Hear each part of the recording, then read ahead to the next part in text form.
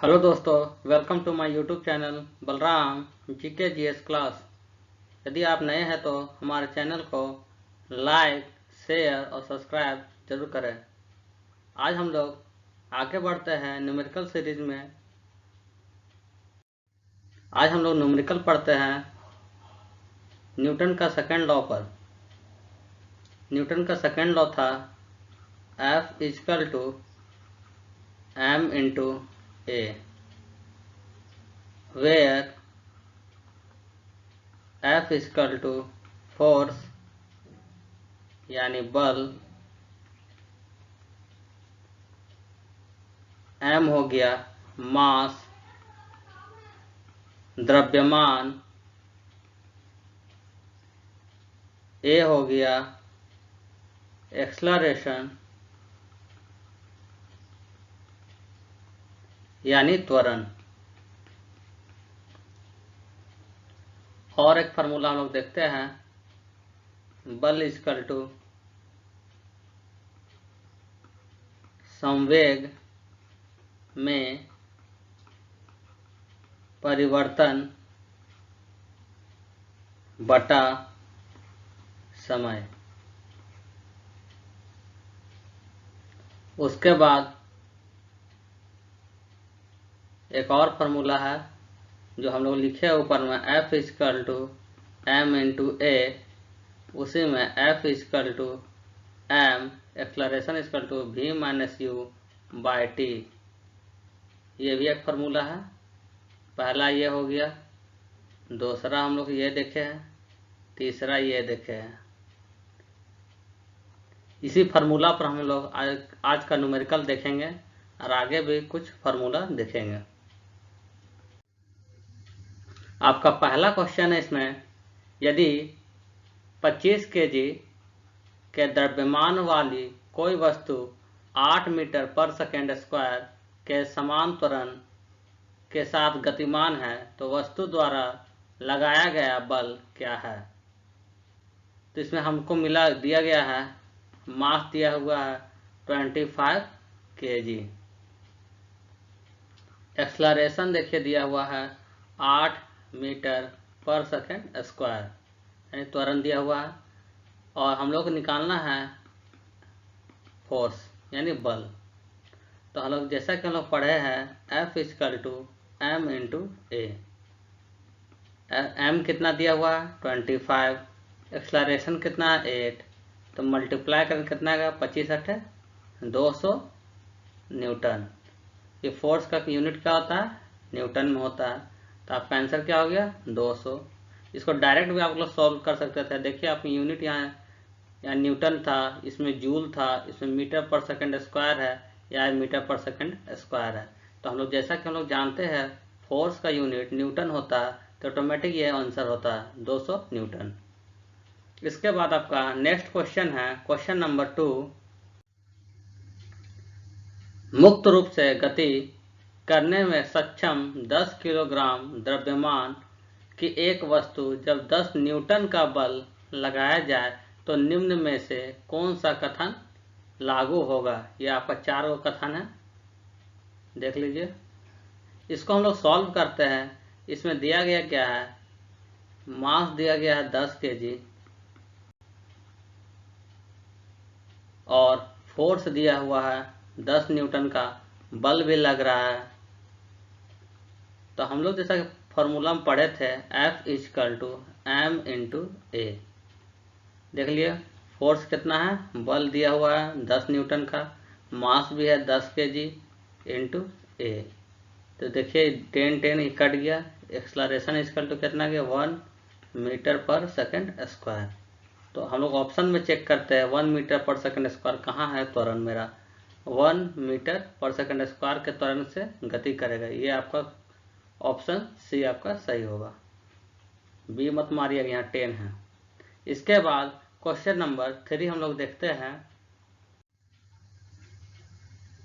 एक स्थिर बल 2 सेकेंड की अवधि के लिए 5 kg द्रव्यमान की वस्तु पर कार्य करता है। यह वस्तु के वेग 4 मीटर पर सेकेंड से 7 मीटर पर सेकेंड तक बढ़ा देता है। प्रयुक्त बल की मात्रा ज्ञात कीजिए। यहाँ भी बल यानी फोर्स निकालना है हम लोग को। तो हम लोग यहाँ गिवन क्या क्या है हम लोग लिखते हैं। पहले गिवन टाइम तो दिख रहा है हम लोग को 2 सेकेंड। उसके बाद देखिए 5 kg द्रव्यमान है, यानी m कितना हो गया 5 kg। यह वस्तु के वेग को 4 मीटर पर सेकेंड से 7 मीटर पर सेकेंड तक बढ़ा देता है। तो देखिए यहाँ इनिशियल वेलोसिटी u यानी प्रारंभिक वेग कितना है 4 मीटर पर सेकेंड, और अंतिम वेग कितना दिया हुआ 7 मीटर पर सेकेंड। अब हमको निकालना क्या है, बल निकालना है। तो हम लोग जैसा कि पिछले पढ़े हैं F equal to m into A. तो फार्मूला क्या होगा F equal to m, acceleration क्या होता है v minus u by t, ये हम लोग पढ़े थे। अब वैल्यू को पुट करते हैं। F इक्वल टू एम कितना है 5 kg, v कितना है 7 माइनस यू है 4 बाय टी कितना दिया हुआ था 2 सेकेंड। तो यहाँ हो जाएगा 5 इंटू 7 में 4 जाएगा 3 बटा 2। तो कितना हो जाएगा यहाँ पर, ये हो जाएगा, इसको काटेंगे तो कितना बार 1.5 आएगा, अब 15 बचे 75, 7.5 न्यूटन। यही आपका आंसर है 7.5 न्यूटन, यानी C3 आपका आंसर है।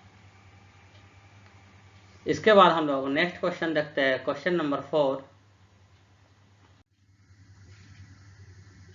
क्वेश्चन नंबर 4 है आपका, किसी वस्तु के संवेग में 0.02 सेकेंड में 10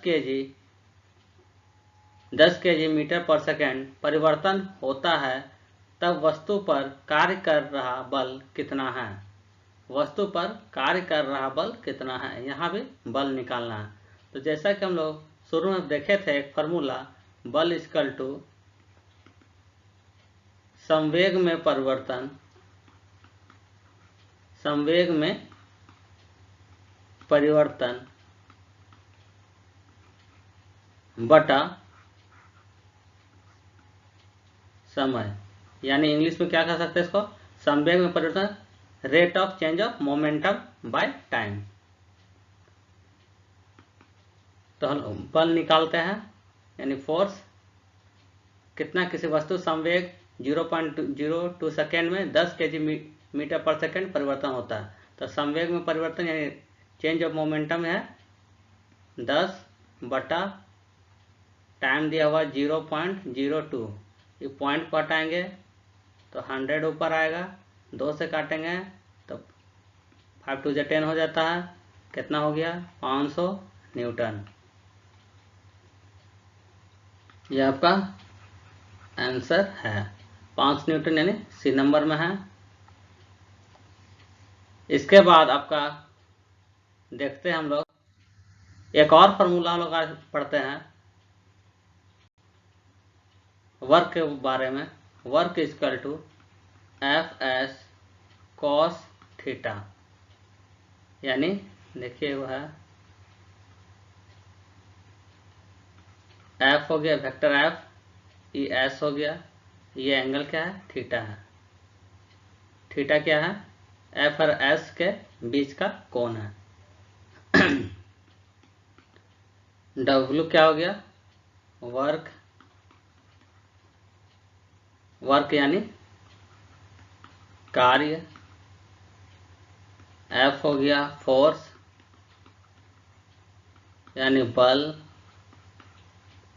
एस हो गया डिस्प्लेसमेंट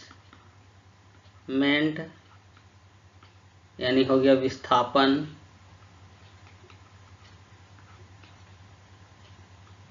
और थीटा हो गया एफ और एस के बीच का कोण। ये आपका फार्मूला हो गया W इक्वल टू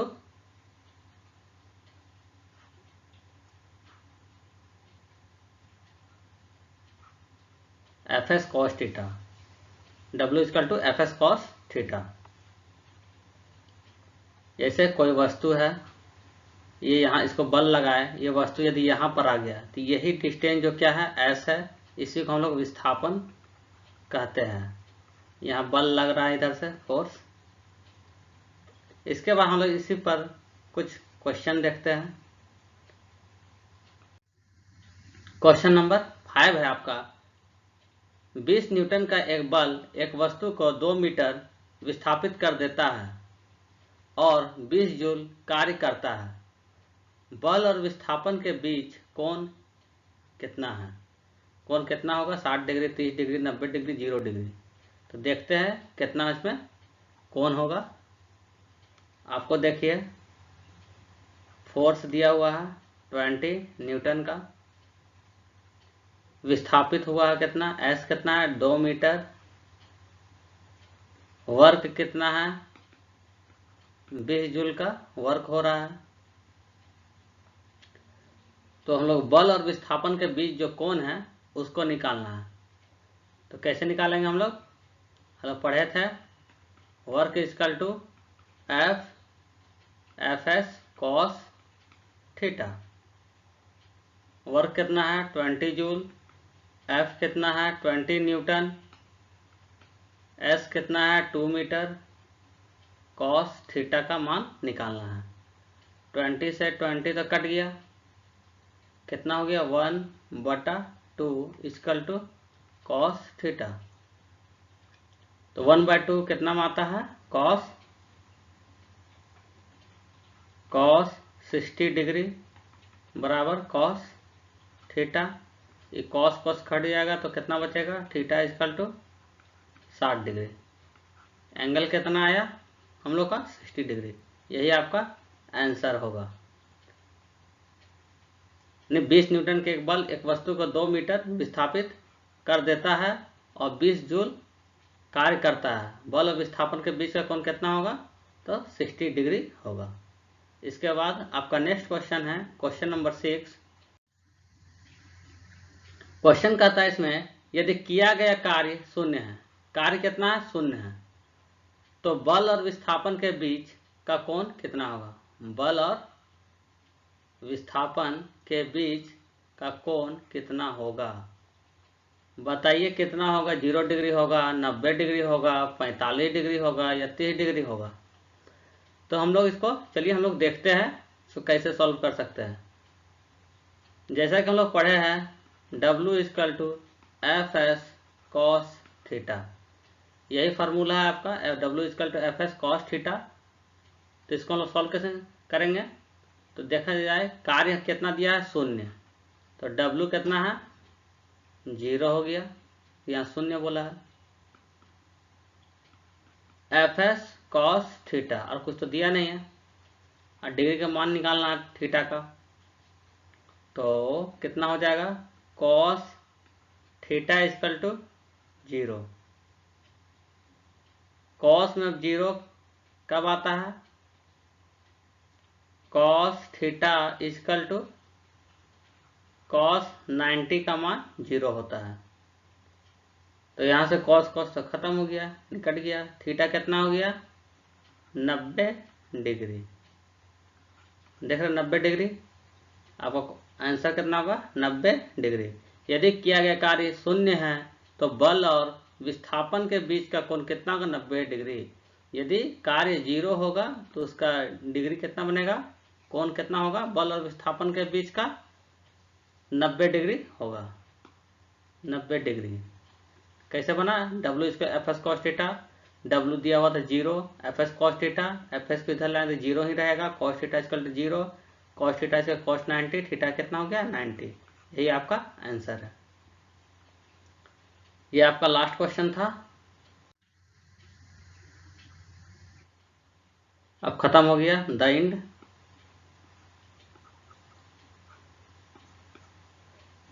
हमारे चैनल को लाइक शेयर और सब्सक्राइब, लाइक शेयर सब्सक्राइब जरूर करें। आपको हमारा वीडियो कैसा लगा कमेंट करके जरूर बताइएगा। Thank you, have a nice day.